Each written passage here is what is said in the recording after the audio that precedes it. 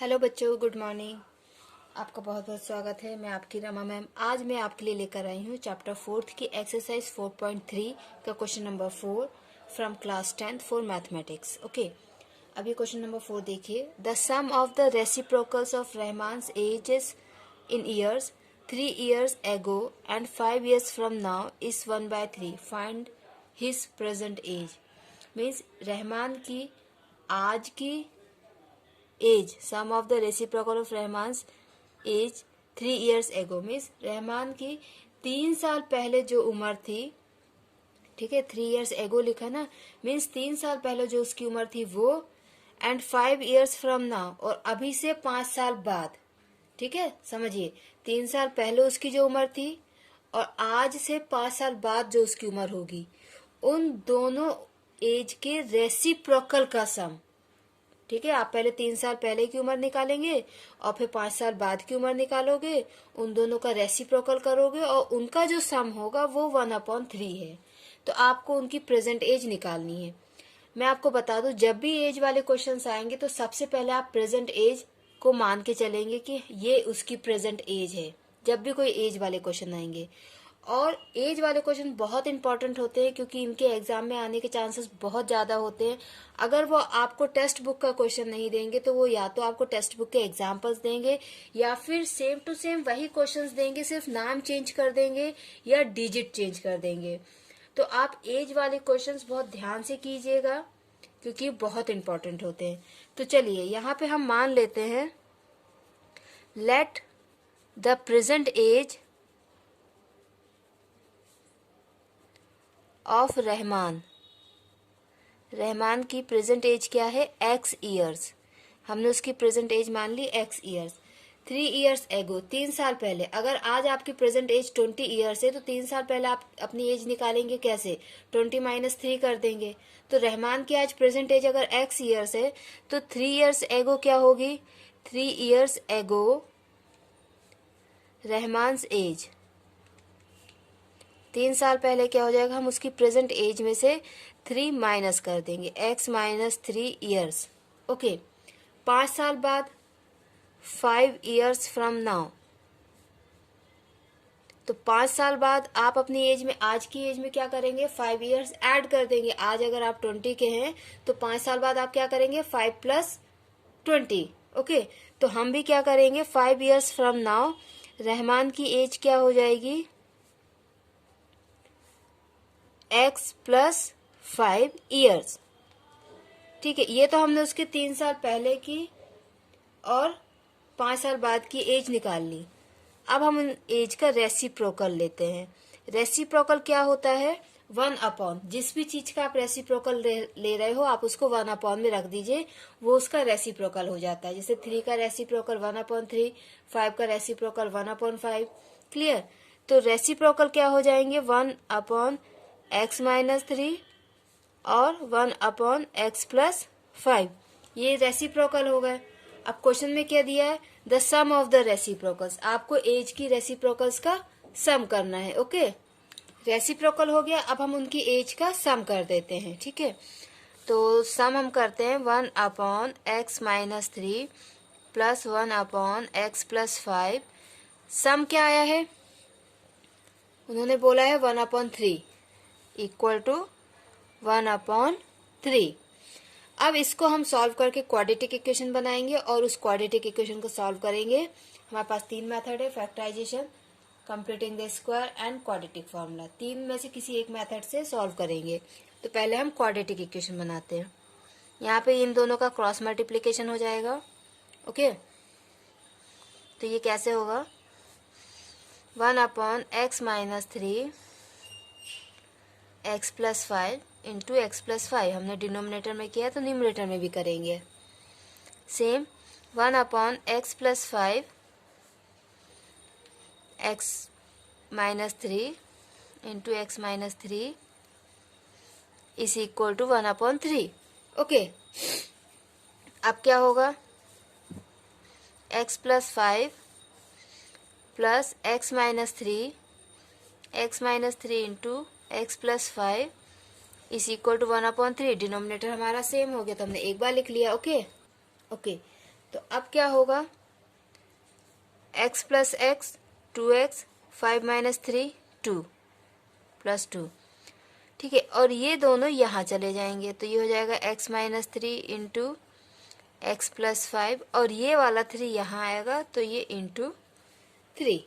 Okay, अब इसके बाद क्या करेंगे, हम ये ब्रैकेट खोलेंगे तो ये हो जाएगा 6x प्लस 2 3 या 6 is equal to x into x square x into 5, 5x minus 3 into x minus 3x minus 3 into 5 minus 15। Clear? तो ये आपका हो जाएगा x square 5x minus 3x 2x minus 15 is equal to 6x plus 6। हमने इन दोनों को interchange कर दिया, LHS का RHS में, RHS का LHS में। अब इन दोनों को हम इस तरफ लाएंगे, x square plus 2x minus 15 minus 6x minus 6 is equal to 0। x square minus 4x, ये प्लस माइनस माइनस हो जाएगा, माइनस 15 और minus 6 minus 21 is equal to 0। ये क्वाड्रेटिक इक्वेशन बन गई। अब आपको ये डिसीजन लेना है कि मुझे इस क्वाड्रेटिक इक्वेशन को किस मेथड से सॉल्व करना है। मेरे अकॉर्डिंग सबसे सिंपल मेथड होता है फैक्टराइजेशन, अगर आपकी वैल्यूज ए बी सी की बहुत छोटी होती हैं तो, और उसके बाद फॉर्मूला मेथड, और लास्ट में मैं कंसिडर करती हूँ कंप्लीटिंग द स्क्वायर मेथड को। कंप्लीटिंग द स्क्वायर मेथड में भी अगर वैल्यूज छोटी होती है तो आप कर सकते हो। ओके, अब इस क्वाड्रेटिक इक्वेशन को हम सॉल्व करते हैं। मैंने अपने प्रीवियस वीडियोस में आपको कंप्लीटिंग द स्क्वायर मेथड के 2 मेथड बताए थे, जिसमें से जो दूसरा मेथड है वो मुझे ऐसा लगता है कि बच्चों को नहीं अच्छे से अभी भी समझ में आया होगा, तो उस मेथड से मैं इस क्वाड्रेटिक इक्वेशन को सॉल्व करती हूँ। ठीक है, और अच्छे समझने के लिए आप इस वीडियो के साथ साथ उन वीडियोस को भी देखें तो आपको बहुत क्लियरली समझ में आ जाएगा। मे भी आपको जो क्लास में पढ़ाया गया है, क्योंकि मेनली क्या होता है कि क्लास में जो दूसरा मेथड है जिसमें हम a से पहले डिवाइड करते हैं, फिर b/2a होल स्क्वायर को ऐड एंड सब्ट्रैक्ट करते हैं, उस मेथड को ज्यादा पढ़ाया जाता है। तो हो सकता है उसके कंपैरिजन में आपको ये वाला मेथड ज्यादा इजी लगे और आप इससे क्वेश्चंस करें। तो चलिए हम देखते हैं यहाँ पे हम कौन सा मेथड यूज कर रहे हैं, कंप्लीटिंग द स्क्वायर मेथड। ये सब आपको एग्जाम में लिखने की जरूरत नहीं है, ये सिर्फ मैं आप लोगों के लिए लिख रही हूँ। कंप्लीटिंग द स्क्वायर मेथड का जो सेकंड मेथड है उसको मैं यहाँ पे यूज कर रही हूँ। तो देखिए उस मेथड को हम कैसे करते हैं। सबसे पहले हम क्या करते हैं कि जो फर्स्ट टर्म होता है उसका जो कोफिशिएंट होता है, मीन्स एक्स स्क्वायर के साथ जो नंबर होता है उसको हम देखते हैं कि क्या वो एक परफेक्ट स्क्वायर है। इस केस में क्या है कि एक्स स्क्वायर के साथ 1 है, जब कुछ नहीं होता है तो हम 1 कंसीडर करते हैं, और 1 एक परफेक्ट स्क्वायर है, 1 का स्क्वायर 1 होता है। तो यहाँ पे हमें a से मल्टीप्लाई करने की जरूरत नहीं है। ठीक है, ऐसा बिल्कुल जरूरी नहीं है कि हमेशा आप a से मल्टीप्लाई करें। ठीक है, आप a से तब मल्टीप्लाई करते जब वहां पे आपके पास परफेक्ट स्क्वायर नहीं होता है, तो आप उसी से मल्टीप्लाई करके उसको परफेक्ट स्क्वायर बनाते हैं। बट यहाँ पे फॉर्चुनेटली हमारे पास 1 है और 1 एक परफेक्ट स्क्वायर है। तो हमारा जो फर्स्ट स्टेप है वो हम यहाँ पे स्किप कर देंगे, मल्टीप्लाई विथ a वाला स्टेप हमारा स्किप हो जाएगा। ठीक है, हम a से मल्टीप्लाई नहीं कर रहे हैं, सिर्फ यहाँ पे हम क्या करेंगे कि इसको कंपेयर करेंगे। ठीक है, इसको कंपेयर कर लेंगे कि एक्स स्क्वायर अगर हमारा a स्क्वायर है, ठीक है, एक्स स्क्वायर अगर हमारा a स्क्वायर है तो a की वैल्यू हो जाएगी x। हम किसके रिस्पेक्ट में ये काम कर रहे हैं, a plus b whole square और a minus b whole square के रिस्पेक्ट में a की वैल्यू निकाल रहे हैं। ओके, तो हमारा a हो जाएगा क्या, x, a हमारा x हो गया। अब उसके अकॉर्डिंग देखिए एक्स स्क्वायर माइनस ये जो चीज है ये आपका 2ab है। ओके, और ये हमारा 2ab होता है, ये क्या होता है 2ab। तो इसको हम लिखेंगे 2 इंटू ए क्या है x। ठीक है, अब इस 4x में से 2x हमारे पास आ गए तो यहाँ बचेगा 2 into 2 minus 21 is equal to 0। तो अब देखिए अगर ये तो 2ab का 2 हो गया, ये a हो गया, तो ये जो 2 बचा है ये आपका b हुआ। ठीक है, 2ab को हम इससे 2 इंटू एक्स इंटू 2 से कंपेयर अगर करें तो ये 2 से 2, a से a, तो ये जो b बचा ये आपका 2 हो गया। ठीक है, तो अब हमारा सेकंड स्टेप क्या होता है कि हम ऐड एंड सब्ट्रैक्ट करते हैं b स्क्वायर को। ठीक है, और b हमें मिला है 2, तो b स्क्वायर हो जाएगा 4। तो हमने ऐड किया 4, सब्ट्रैक्ट किया 4 माइनस 21 इज इक्वल टू 0। जिसको हम ऐड करते हैं उससे और एक्स स्क्वायर से और सिंगल पावर 1 वाले एक्स से, इन तीनों से हम हमारी आइडेंटिटी कंप्लीट करते हैं, a plus b whole square या फिर a minus b whole square. यहाँ पे प्लस या माइनस आएगा, डिपेंड करता है इसके साथ कौन सा साइन है। अगर प्लस होता है तो a प्लस बी, अगर माइनस होता है तो a माइनस बी। तो ये हमारा हो जाएगा x माइनस 2 होल स्क्वायर। क्या हो जाएगा? x minus 2 whole square. इसके और इसके जगह हमने लिख दिया x minus 2 whole square. Okay, अब क्या बचा? माइनस 4 माइनस 21, तो ये हो जाएगा minus 25 is equal to 0। Okay, now x minus 2 whole square is equal to 25। हम 0 में 25 को प्लस करेंगे तो 25 आएगा। x minus 2 is equal to 25 का ये स्क्वायर है, यहाँ जाके रूट होगा, तो 25 का रूट 5। ठीक है, अब रूट जो होता है हम प्लस माइनस में लेते हैं। रूट क्या? हम प्लस माइनस में लेते हैं। तो क्या हो जाएगा? x minus 2 is equal two plus minus 5।